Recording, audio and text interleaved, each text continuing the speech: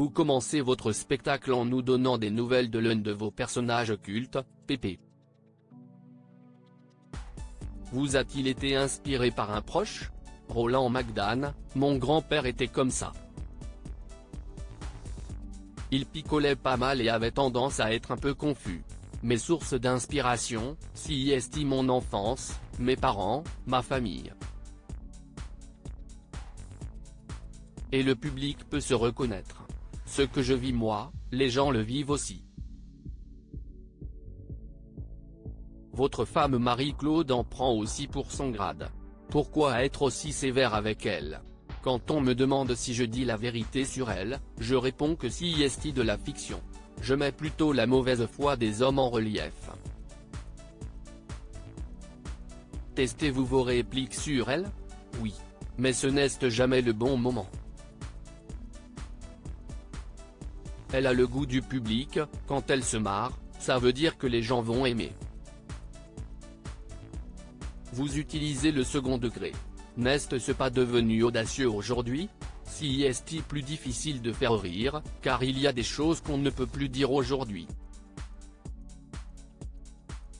Moi, j'ai le privilège de mes 50 ans de carrière.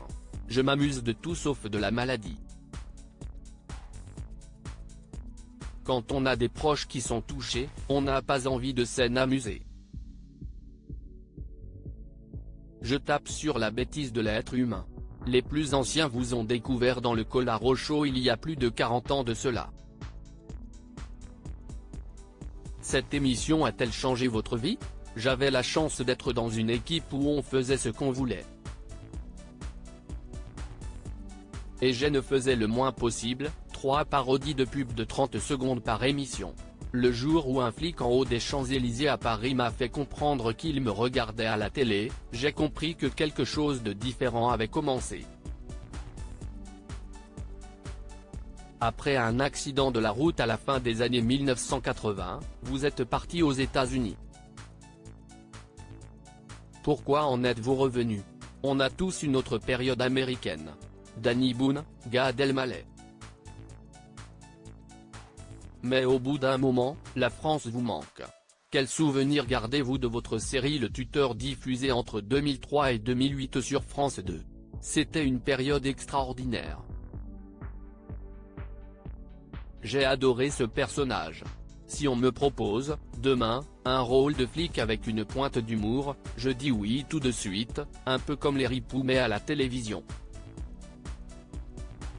Sur quel projet travaillez-vous actuellement? Sur un spectacle de 50 sketchs cultes, en 2 parties et en 3 heures. Je vais devoir suivre un entraînement digne d'un sportif.